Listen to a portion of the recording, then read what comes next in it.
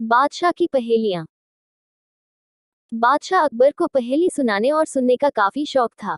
कहने का मतलब यह कि पक्के पहेलीबाज थे। वे दूसरों से पहेली सुनते और समय समय पर अपनी पहेली भी लोगों को सुनाया करते थे।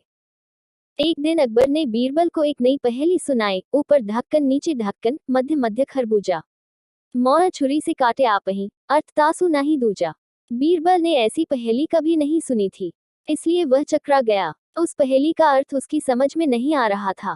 अत प्रार्थना करते हुए बादशाह से बोला, जहां पनाह, अगर मुझे कुछ दिनों की मोहलत दी जाए तो मैं इसका अर्थ अच्छी तरह समझकर आपको बता सकूंगा। बादशाह ने उसका प्रस्ताव मंजूर कर लिया। बीरबल अर्थ समझने के लिए वहां से चल पड़ा। वह एक गांव में पहुंचा। एक तो गर्मी के दिन, दूसरे रास्ते की थकन से परेशान व विवश होकर वह एक घर में घुस गया।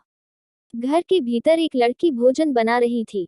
बेटी, क्या कर रही हो? उसने पूछा। लड़की ने उत्तर दिया, आप देख नहीं रहे हैं, मैं बेटी को पकाती और माँ को जलाती हूँ। अच्छा, दो का हाल तो तुमने बता दिया, तीसरा तेरा बापू क्या कर रहा है और कहाँ है? बीरबल ने पूछा। वह मिट्टी में मिट्टी मिला रहे हैं, लड़की ने जवाब दिया। इस जवाब को सुनकर बीरबल ने फिर पूछा, तेरी माँ क्या कर रही है?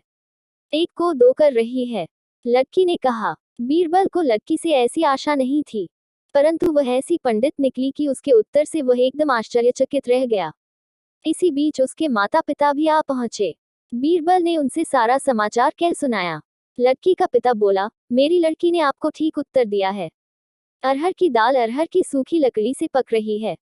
मैं अपनी बिरादरी का एक मुर्दा जलाने गया था और मेरी पत्नी पड़ोस में मसूर की दाल दल रही थी। बीरबल लड़की की पहेली भरी बातों से बड़ा खुश हुआ।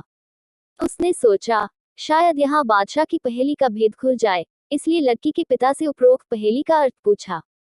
यह तो बड़ी ही सरल पहेली है, इसका अर्थ मैं आपको बतलाता हूँ। धरती और आकाश दो ढक्कन हैं, उनके अंदर निवास करने वाला मनुष्य खरबूजा है। वह उसी प्रकार मृत्यु आने पर मर जाता है, जैसे गर्मी से मोम पिघल जाती है। उस किसान ने कहा। बीरबल उसकी ऐसी बुद्धिमानी देखकर बड़ा प्रसन्न हुआ और उसे पुरस्कार देकर दिल्ली के लिए प्रस्थान किया। वहां पहुंचकर बीरबल ने सभी के सामने बादशाह की पहेली का अर्थ बताया। बादशाह ने प्रसन्न होकर बीरबल को ढेर सारे इनाम दिए।